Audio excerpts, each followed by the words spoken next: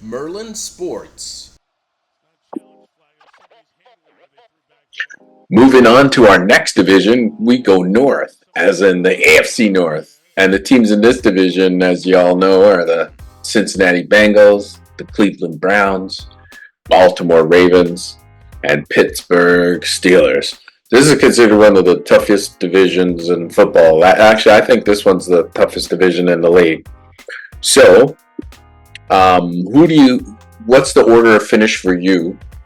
And what do you think the win-loss total looks like?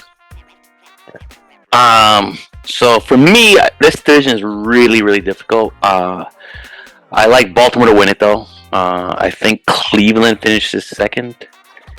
And then I'm going to take Pittsburgh, and I think Cincinnati finishes in the rear. I like Baltimore going. I want to say 12-5, maybe 11-6, in around there. And I think the other three, it's going to be tight. Cleveland probably goes 10-7, and Pittsburgh and Cincinnati are battling out. Pittsburgh will go 9-8 again. That's just Mike Tomlin. He just wins. Like, he's always has a winning record. And I think Cincinnati probably goes 7-10. These teams are going to beat each other up. So what are your thoughts there? Yeah. I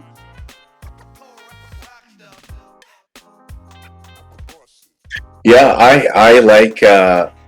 Okay, so I kind of have Baltimore and Cincinnati tied at 12-5, and so I think and if they split the season series, I guess you go to the next tiebreaker. So I'll just say Baltimore is gonna win with a 12-5 record. Cincinnati second with an identical 12-5 record. And then I have Cleveland finishing third at 11-6, and this is going to be ugly. Mike Tomlin's first losing season in Pittsburgh since he's been coaching Pittsburgh at a very unflattering 6-11 win-loss record. So. Yeah. What are you going to do? Let's start at the bottom and work our way up. No, I think let's talk about that. Let's talk about Baltimore. We're in agreement with Baltimore as they're going to win the division. Yeah. I mean, I looked at their key additions and key losses. They've added in. They added Derrick Henry. They lost their defensive coordinator, Mike McDonald, to Seattle. He's the head coach of Seattle now. But for me, Baltimore's entire season is rested upon one thing: win the Super Bowl. Right? It's not what they do in the regular season. They're gonna be successful in the regular season. Lamar Jackson is one of the best players in the NFL. Probably the most dangerous, scariest player in the NFL. If he gets out in the open field, he can take it. He can take it to the house. He's got a great arm. He doesn't have maybe the best touch, but he's got a good arm. He can get the ball anywhere. And so if the defense doesn't suffer too much from the loss of McDonald, I don't think it will. They've put it in. So that's why I see them winning the division. You have Cincinnati. I'm not big on Cincinnati. Joe Burrow is a great quarterback. But their defense was terrible last year. They were the bottom of the barrel, and I don't think they brought enough in to be better. Right? They brought some pieces in, but I don't think it's enough for them to be better. Right? And so I think they're gonna be hurt by the loss of Joe Mixon. Joe Mixon was a very good running back for a long time, and so the fact that he's done, Joe Burrow comes back. They have great receivers. Don't get me wrong, but they didn't improve their defense enough, and they're going to have to outscore opponents. And in this division, that's a very tall order. It's a very tall order. So But that's made up mine on Baltimore, and I touched on Cincinnati because you had them tied with Baltimore. I had them finishing last, but what are your thoughts on Baltimore? Yeah, I mean, I like Baltimore. They're just perennial, right? Like they're just a professional football team that is always competitive, and he's always going to have a say in how the division turns out. Who's going to win the division this year? No exception. I like Lamar Jackson. I've always been a big fan of his, and yeah, I think his passing game is underrated. And then Baltimore finished first in rushing last year, and then now they've added Derrick Henry. So, but my concern with their offense though is at receiving. Yep. They're not very deep at receiving, so I guess you're banking on Mark Andrews to be healthy to help in the receiving game, and tight end's a tough position to stay entirely healthy, especially he's battled the injury bug last couple of seasons. So if they don't make any additions to the receiving cores, that could be what stymies them, because they're great at rushing and all, but I guess teams will that's more predictable to defend, even though it's very difficult to defend Lamar Jackson and now Derrick Henry together. So yeah, but some teams will scheme for that and be able to defend it. Yeah, no doubt, I agree with you, and I agree with you. The receiving core is like the receiving core isn't. It's one of the things I noted down here is the receiving core isn't that good. Mm-hmm. Right. Yeah. So defense should be good, although they've suffered some losses. I like Cincinnati. A healthy Joe Burrow. He's very effective quarterback, and because they finished so poorly last year, they actually have a more favorable schedule, right? So those they play. I'll just name you the out of division games, right? The division is tough. We know that. Like that, it's considered good if you split within this division. So they play New England, they play Washington, Carolina, New York Giants, Las Vegas, Tennessee, Denver. So I just named off most of their out of division games, and they're kind of on the weaker side.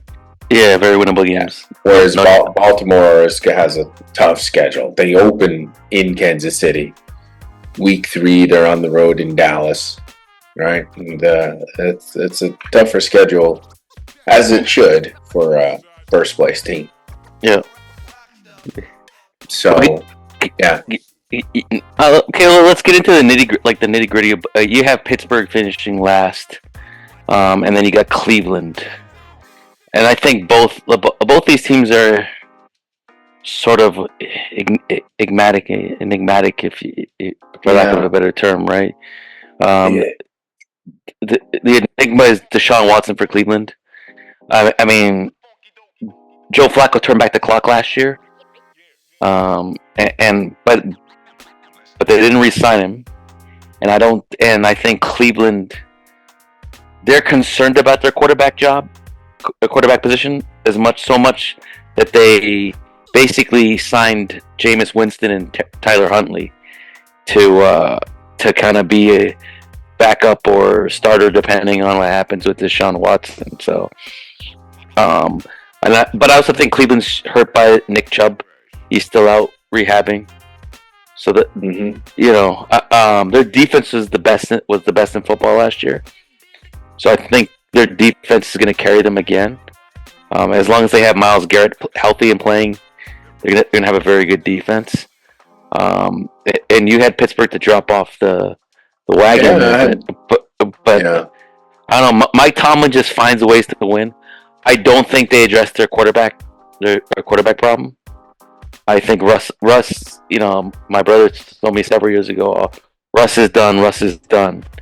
And he didn't have a bad year last year playing for for Sean Payton. Yeah, he was Yeah. effective, especially once the season got going. yeah He was effective. His numbers were decent. yeah. But Sean Payton's is a quarterback guru, and Russ didn't jump off the page. Yeah, he didn't want anything to do with it by the looks of it. So Right. So that says a lot as to how good what he has got left. Justin Fields, he's got a lot of talent. He's got a lot of raw physical skills, but he hasn't been able to put it together in his head, which is, that's his challenge. If he can put it together in his head, he can be a very good quarterback in this league because he's got all the tools. And I think if Pittsburgh gets good quarterback play, they'll be a better football team. It's about getting better quarterback play. Mm-hmm. Yeah. What are your thoughts on those two bottom teams? Because that's really where. So Pittsburgh, I just think, that those quarterbacks coming in, Russell Wilson, Justin Fields, I don't think they're the answer to, for Steelers to kind of contend this year. I see them having a tough schedule. They also have a lot of departures on the defensive side of the ball as well. And I just think it just catches up with them, like not, investing sooner in a quality quarterback. And, I think Cleveland's going to finish third, but I actually think they're going to contend for a wild card, just because that defense. Well, the numbers are kind of deceiving last year because they were the best defense at home, but they were not. That defense did not travel well, so I think they, look to improve on that. You don't know. You still don't know if Deshaun Watson is going to be able to turn it around, and that, of course, starts with remaining healthy. We haven't seen that. I mean, he's played 12 games in the last 3 years. Yep. I think the stat was. So you still don't even know what type of Deshaun Watson you're going to have. I kind of like Jameis Winston as a backup insurance, a good old gunslinger. He'll be able to move the ball, you would hope.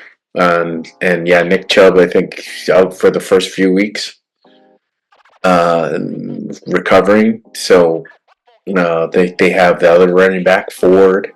In the meantime, he was very serviceable last year. So I just think, looking at the schedules as well, I just see more wins for Cleveland than I do for Pittsburgh. So much so that Cleveland contends for a playoff spot coming out of this division.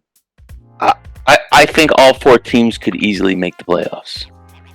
Obviously, I believe Baltimore is making the playoffs, but I think the other three teams could easily any one of them can easily make the playoffs as a wild card. Mm-hmm. So which coach you think is on the hot seat in this division this year, or has the most pressure on them? I gotta think Stefanski from Cleveland. And the reason I say that is they've invested a lot of money into Deshaun Watson. But is that really the coach's doing? Well, he's part of the decision tree, right? So it's hard for that, and I think the Cleveland fans expect some success. They expect a playoff spot. They expect to do more. I mean, they had an exciting year last year. It's been a long journey for Cleveland to get back to like a contending team.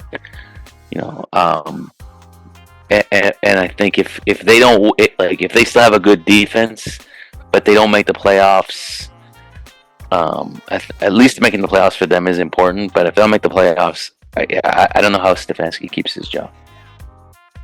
Mm-hmm. My Pittsburgh will. They don't. Pittsburgh doesn't fire coaches. That's just not their MO. And I don't think it would happen this year. Like Tomlin's earned enough goodwill there that if he has a subpar year, he'll get a pass for sure.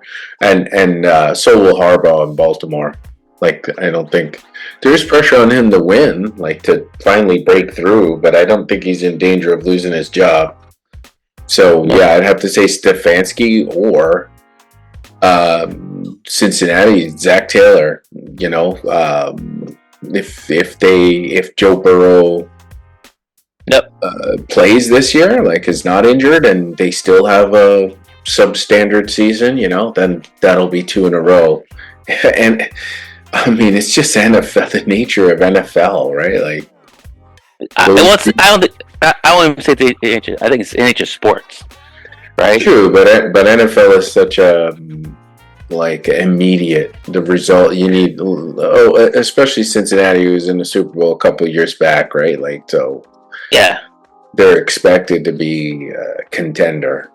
Yeah, it's a cutthroat business, no doubt about it. Yeah. Okay, so you possibly all 4 teams make the playoffs, but you're saying Baltimore for sure, and I think one of the other 3 teams will make the playoffs, but all 4 teams could make the playoffs too. Wouldn't put it past them. Okay. Well, that's an interesting. Yeah, that's an interesting take. I mean, it's almost happened in years gone past. So, including last year, it almost happened. So, yep. Okay. Well, that does it for this division.